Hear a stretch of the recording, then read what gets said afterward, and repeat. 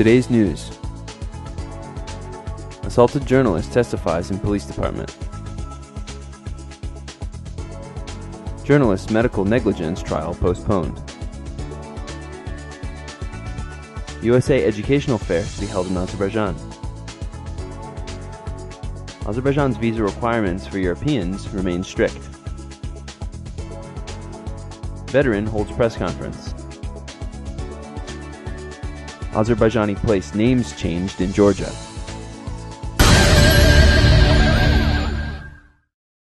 Today, the Azadlık reporter Ramin Decker was called to testify at the Yasamal District Police Department on his abduction and assault on April 3rd by unknown persons. Decker reported that he had been received by the Chief of Police, Ismail Asadov, who had asked him why he hadn't come to testify earlier. I told him that I had not gone to the police because I thought it would be of no use. Usually cases involving journalists as victims remain unsolved. He said that my case is being prioritized and that all necessary measures will be taken to investigate the issue, in accordance with procedural requirements, said the journalist. Decker's assault follows a similar incident involving another Azadlık newspaper correspondent, Seymour Haziev, who was the victim of a similar attack. The court process on the case of Talishi Seydo newspaper editor Novruzali Mammadov, who died in prison in August 2009, has been postponed.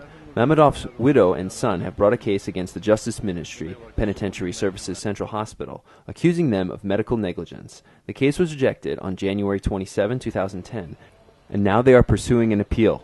The journalist lawyer Ramiz Mahmadov told IRFS that the delay in the court process was due to the absence of Justice Ministry representatives. Judge Damirov postponed the hearing until April 13th. In 2007, during a closed hearing, Mahmadov was sentenced to 10 years imprisonment for treason. Mahmadov protested his innocence and claimed that he had been discriminated against based on his ethnicity. Mahmadov is from the Talish minority. The 68-year-old editor-in-chief died in the Justice Ministry Penitentiary Services Central Hospital in 2009.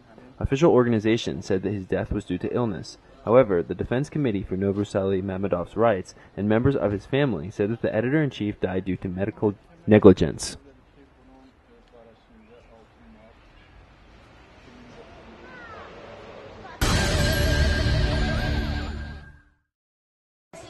On April 7th, from 3 to 6 p.m., the Baku Education Information Center and the USA Higher Education Group will hold the USA Educational Fair at the American Education Center in the Azerbaijan Languages University. 11 universities from America will participate in the fair. Interested persons will receive information on opportunities to study in the United States. The students and parents will meet with representatives from universities in the USA. They will be able to ask questions.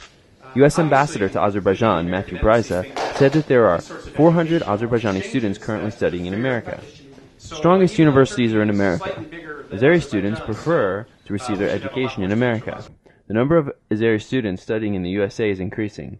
The number of students studying in America is increasing 15% each year, said Bryza. The ambassador also mentioned that more than 30,000 students from Turkey are studying in America.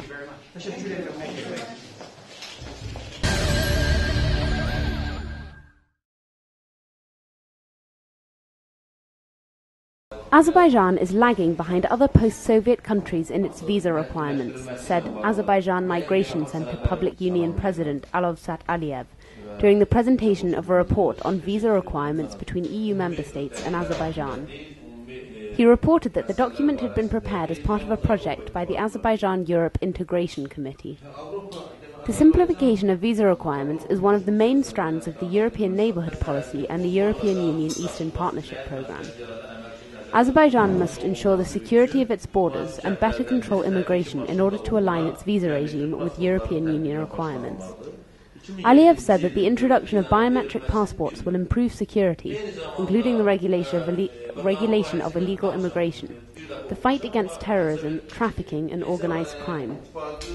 Although the relevant law was passed in 2007, biometric passports are not expected to be introduced until 2007, once border checkpoints have been equipped with the technology necessary to process biometric data, including palm and fingerprints, retinal scans, acoustic features, DNA, signatures, and so on.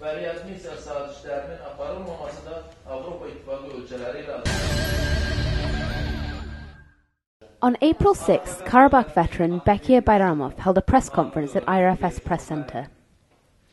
While officials and their families were enjoying life in Baku, I was risking my life on the front line in Karabakh, said Bayramov. He and his family were injured in a fire at a dormitory in the Oil Academy in January 2009.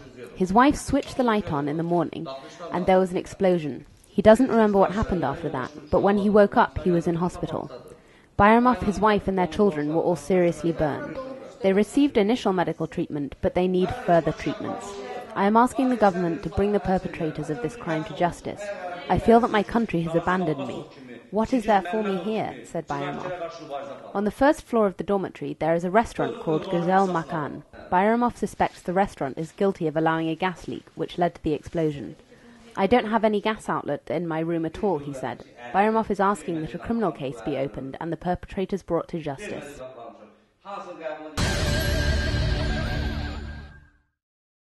On April 6th, the Forum Organization Committee held a press conference at the Media Center to discuss the problems of Azerbaijanis living in Georgia.